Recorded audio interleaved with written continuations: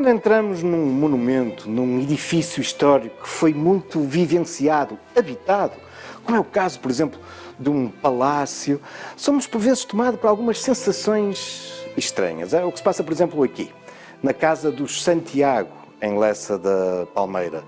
Uma casa de habitação, um palacete revivalista, edificado nos finais do século XIX por uma família de origem burguesa e aristocrática. E de facto, ao percorrer estes salões, estes quartos, por vezes quase que parece vislumbrar os antigos habitantes da casa, as personagens que aqui viveram. Mas isso obviamente é impossível.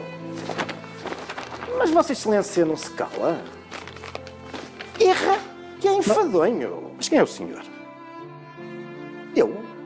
Eu sou o mordomo. O mordomo Batista. O mordomo desta casa. Sim, porque qualquer casa que se preze tem um mordomo. O senhor estava a dizer que... É chique. Foi o mordomo desta casa? Não. Eu não fui o mordomo. Eu sou o fantasma do mordomo Batista. E detesto, abomino, que outros falem sobre a história desta família. Por isso, cale-se, desande daqui para fora. E se vossas senhorias querem conhecer a história, a verdadeira história desta casa, se tiverem coragem para tal, então sigam este fantasma.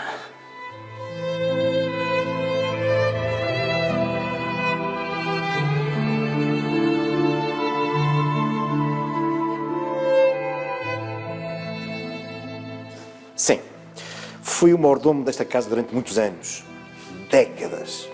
Mais tarde, a casa foi comprada pelo Porto Leixões, depois passou para a posse da Câmara Municipal de Matosinhos, mas nunca deixei de habitar esta casa, mesmo como fantasma. Tenho sido o guardião da casa dos Santiago, mesmo depois de, em 1996, se ter transformado num museu da Câmara Municipal. É o Museu da Quinta de Santiago. Em 1996, curiosamente, exatamente 100 anos depois da casa ter sido edificada. Uma casa que resultou da encomenda de uma família bastante abastada, os Santiago. O seu proprietário era Dom João de Santiago de Carvalho e Sousa. Aliás, os elementos heráldicos do brasão da família estão por aí disseminados. Por exemplo, logo aqui, no hall, na entrada, podemos observar ali esses elementos heráldicos. E o S de Santiago, que também está espalhado um pouco por toda a casa. Aqui, neste espaço, remete-nos claramente para um ambiente medieval, com os vitrais góticos, os arcos românicos, estas carantonhas talhadas na madeira, fazendo lembrar, por exemplo, as gárgulas das catedrais. Ou se olharmos para o teto, vemos o travejamento e uma série de animais, um bestiário que nos faz lembrar as iluminuras dos documentos medievais. Sim, porque os Santiago encomendaram o projeto arquitetónico a um arquiteto italiano, Nicola Bigaglia, que trabalhava aqui em Portugal há já alguns anos, um arquiteto romântico. E nessa época, o que era chique a valer, era fazer reviver antigos estilos, a época dos revivalismos. E por isso, aqui no hall de entrada, vai-se reviver esse ambiente medieval, senhorial. Mas, além dos revivalismos, nessa época o que estava na moda era o ecletismo, isto é, misturar diferentes estilos. E por isso, se aqui na entrada os Santiago evocavam a Idade Média, se passarmos, por exemplo, do compartimento contíguo, o fumoir, sim, em francês, porque nessa época, chique a valer, a falar francês, até para os fantasmas dos mordomos. E então aqui, no fumoir, nós abandonamos esse ambiente revivalista medieval e entramos numa outra época. De algum modo, este fumoir, pela sua decoração, leva-nos até à época do Renascimento. Mas é também aqui, a partir do fumoir, que se abrem outros dos grandes salões desta casa. Todos eles também com diferentes estéticas, evocando outras épocas, como é o caso, por exemplo, do belíssimo Salão Luís XVI. Estamos numa área da casa claramente de representação social. Era aqui, neste pavimento, que os Santiago recebiam os seus convidados. Aqui, nestas salas, se fumava, se falava, se ouvia música e também se jantava. E a sala de jantar era uma das principais salas da casa de convívio e onde o mordomo tinha um papel crucial. Mas está talvez na altura de falar sobre a família. Afinal, quem eram os proprietários desta casa? Bom, a casa, como vos dizia, foi mandada construir por Dom João de Santiago de Carvalho e Sousa, um homem de antiquíssimas linhagens do Minho. A família possuía vastas propriedades no Entredouro e Minho. Mas este aristocrata apaixonou-se por uma burguesa. É um casamento, ou pelo menos uma paixão, nesses finais do século XIX, um pouco estranha. Aliás, as duas famílias opuseram-se a esta relação. A família de Dom João, porque estava à espera que ele casasse também com uma rapariga de sangue azul, uma fidalga. Por outro lado, os burgueses de Dona Maria, a esposa de Dom João, de início têm alguma desconfiança do fidalgote que andava ali em torno da sua filha querida. Estamos a falar daquela que era uma das mais ricas famílias burguesas da cidade do Porto. O pai de Dona Maria era o Sr. Jacinto, o proprietário daquela que foi uma das mais famosas fábricas têxteis da cidade do Porto, a fábrica do Jacinto, ali na zona da Rua da Torrinha. Mas a verdade é que, apesar da oposição da família, eles acabariam por casar e tiveram um filho, o Dinis, o menino Dinis, que aqui está imortalizado num busto de autoria de um dos mais famosos escultores daqueles finais do século XIX. Podemos aqui contemplar a sua assinatura, Teixeira Lopes, Mestre Teixeira Lopes, o ano 1897, o ano seguinte a terem-se mudado aqui para Lessa da Palmeira. Uma casa onde, como há pouco vos dizia, recebiam muitos convidados. E esta sala de jantar era um dos espaços mais sumptuosos, com um belíssimo fogão de sala, onde não faltava as armas, a heráldica da família, que já conhecemos, mas também o S. O S que podemos observar no interior do próprio fogão de sala, ou então sob uma das mais belas janelas com vitral desta casa. Um outro pormenor que não posso deixar de chamar a vossa atenção é para o facto de, praticamente em todos os compartimentos, existir uns orifícios. Por vezes eles estão dissimulados, outras vezes são bem evidentes. Por exemplo, aqui na sala de jantar, esses orifícios abrem-se naquela trave de onde pende o candeeiro. Para que é que serviam estes orifícios? O fantasma já vos vai revelar. Mas nesta sala de jantar estamos claramente num outro revivalismo, num outro ambiente. É um salão muito inspirado nos modelos do norte da Europa, estes azulejos inspirados nos azulejos holandeses, os caixotões no teto. Mas, se passarmos para o espaço seguinte, então aí temos um outro ambiente.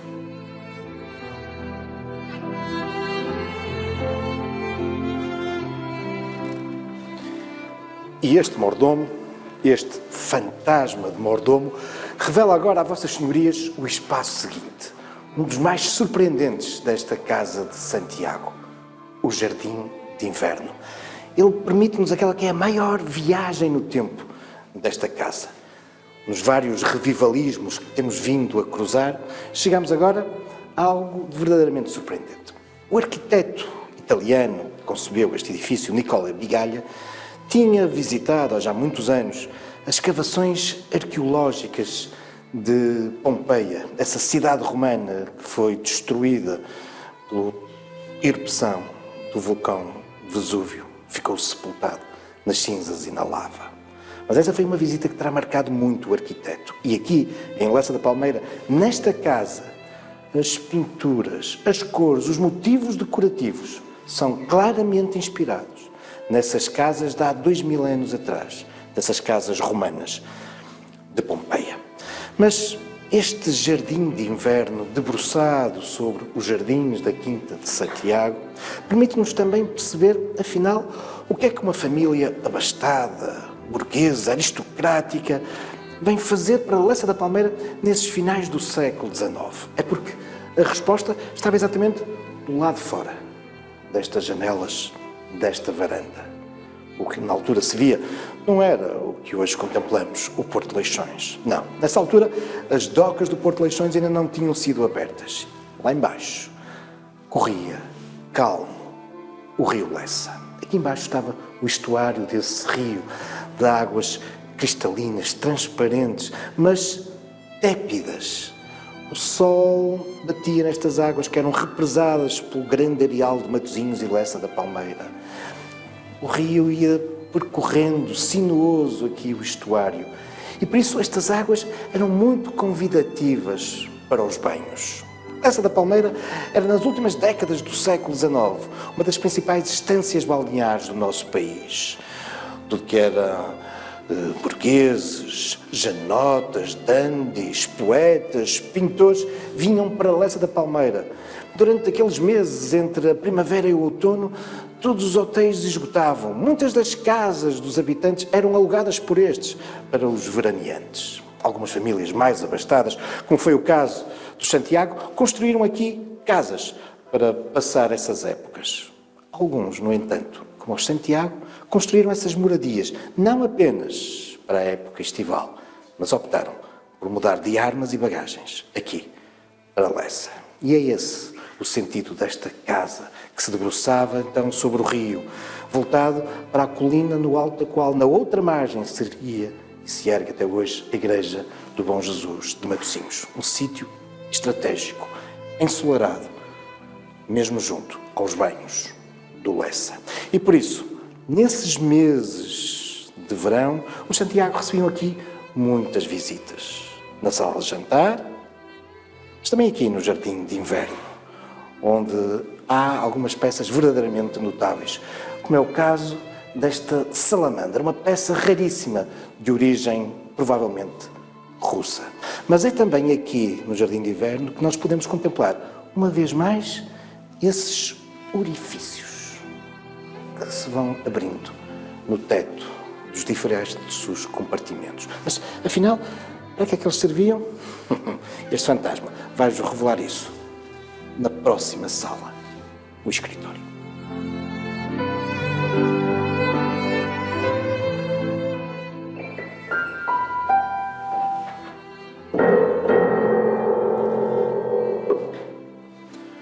O escritório, que era também conhecido como a sala do piano. Numa época em que não havia ainda televisão, nem sequer telefonia, era muito habitual no final do jantar os convidados do Santiago, com a família, concentrarem-se nesta sala, aqui junto do piano. Muitas vezes músicos, cantores e cantoras líricas animavam o período depois da refeição. Mas este espaço era aquele que diariamente era mais ocupado por Dom João Santiago. Formado em leis, ele, no entanto, nunca exerceu, mas aqui, no escritório, tratava dos negócios da família. Aqui recebia também, muitas vezes, os seus amigos. Nem imaginam as conversas que não houve à volta desta mesa. Daqueles finais do século XIX, inícios do século XX, aqui se falava muito de política, daquela crise final da monarquia, depois da implantação da República, depois entramos ou não entramos no conflito mundial, na Primeira Guerra, enfim, ao mesmo tempo que através destas janelas se observava lá ao fundo o contacto do rio Lessa com o mar e a edificação desses grandes molhos que entravam o mar dentro, aproveitando os rochedos dos Leixões. A edificação daquele que irá ser o maior porto artificial do país, o Porto de Leixões. O progresso era algo de que se debatia muito aqui. O advento da energia a vapor, essa crença nas novas tecnologias. Uma casa que, de resto, era pioneira em muitos aspectos. Por exemplo, ainda hoje podemos observar, espalhado pela casa, muitas das antigas estruturas de onde saía os candeeiros de iluminação a gás. Mais tarde, substituídos, obviamente, pelos belíssimos lustres dos candeeiros elétricos. Mas, apesar de todo esse desenvolvimento científico, tecnológico, havia coisas que esses habitantes desta casa do final do século XIX e do século XX, dos seus inícios, não conseguiam contornar. Era o caso, por exemplo, dessa doença pavorosa que nessa época matava diariamente imensa gente, não poupando nem estatuto social, nem idade, nem sexo. Estamos a falar da tuberculose. Havia um pouco, no entanto, essa consciência que era uma doença que se propagava facilmente em ambientes bafientos, com má circulação de ar. E sim, é essa a explicação para os orifícios que nós vemos em todos os compartimentos. Aqui, uma vez mais, bem lá no alto, junto do candeeiro. Nicola Bigalha, o arquiteto, concebeu de facto aqui um sistema de circulação de ar que até aos nossos dias continua a funcionar. O princípio natural, o ar quente sobe, escapa-se através destes canais que se vão ligando às águas furtadas e o ar está sempre a circular. Era o pânico, o pavor da tuberculose que fazia com que nessas discussões se falasse também numa cura para essa terrível doença. Aqui, por exemplo, foi falado da morte desse jovem poeta que tinha vindo de um modo desesperado procurar a sua cura nos banhos de sol e de ar de Lessa, o poeta António Nobre, que acabaria por falecer, vítima desse mal, em 1900. Mas provavelmente estão aí a perguntar-se, sim, tudo grandes salões, mas como eram os seus quartos? Curiosos, não são? Então sigam o fantasma.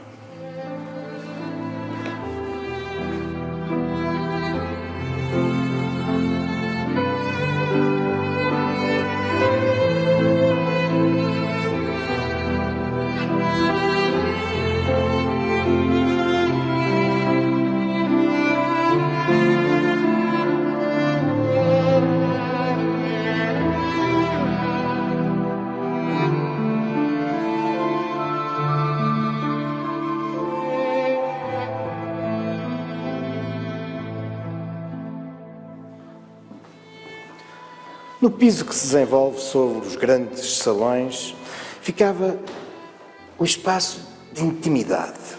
Aqui só tinham acesso a família mais próxima, os amigos mais íntimos dos Santiago. Estes eram os quartos da família. Hoje é o espaço que a Câmara Municipal de Matosinhos dedica de um modo privilegiado à exposição da sua coleção de arte, com destaque para aquele que é um dos nomes maiores do neorrealismo em Portugal. Um pintor matosinhense, Augusto Gomes. Como ninguém, ele cantou, através da pintura, as grandezas, mas também as misérias dos pescadores. Este era o quarto de Dom João.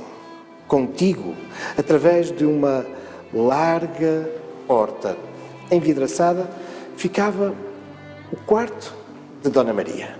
Mais feminino, tons rosa, motivos florais no teto. E contíguo ao quarto de Dona Maria. Um espaço muito pequeno, mas de um enorme significado. Este era o quarto de vestir de Dona Maria. Aqui ficava a sua vasta coleção de leques, as roupas de cada época. E por detrás deste revestimento encontramos uma surpresa.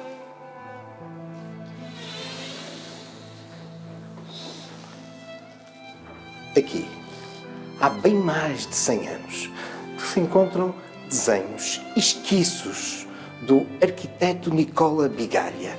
Eram referências, indicações que ele dava aos artistas, aos artífices que aqui estavam a pintar, a entalhar madeira, enfim, motivos decorativos que nós depois encontramos espalhados pela casa.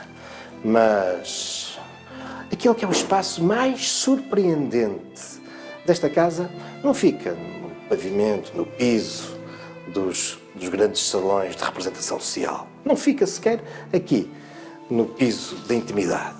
O espaço mais fabuloso era o compartimento do mordomo.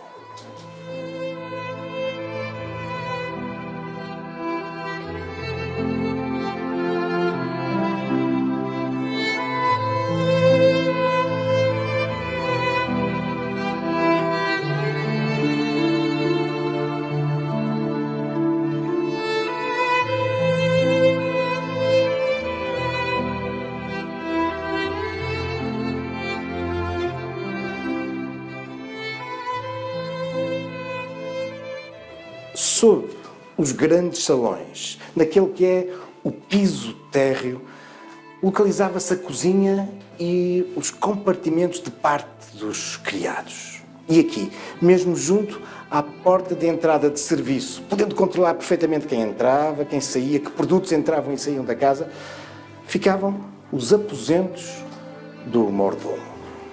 Os aposentos algo qualificados, nem sequer lhe faltava um fogão de sala e, reparem, até alguns pormenores artísticos, como, por exemplo, revestimento em azulejo. Só que, enquanto para o resto da casa, para esses espaços nobres, o arquiteto Nicola Bigalha desenhou, concebeu azulejos propositadamente para o edifício, aqui, não. Aqui, para o compartimento do mordomo, foram utilizados azulejos que tinham resultado de uma demolição no ano anterior. Só que essa demolição tinha sido a do antiquíssimo e histórico mosteiro de São Bento de Ave Maria, no Porto. Um dos mais famosos mosteiros da história da cidade, onde hoje fica a estação de São Bento. E por isso, se hoje alguém quiser conhecer alguma da memória desse antigo monumento, quiser conhecer parte dos antigos azulejos do mosteiro, onde é que os encontra? Nos aposentos do mordomo Batista. Hoje, os aposentos do fantasma do mordomo Batista.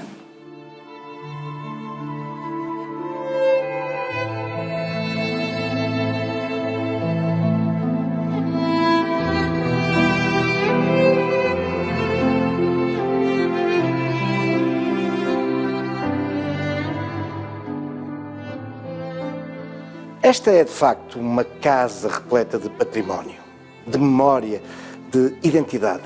Uma casa que nos permite abordar a história de uma família, de uma localidade, de uma cidade, de um país.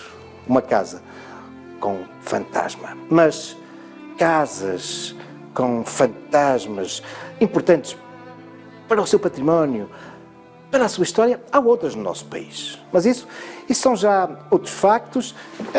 Para tudo. Isso já é demais, mordomo fantasma Batista. Essa deixa é minha.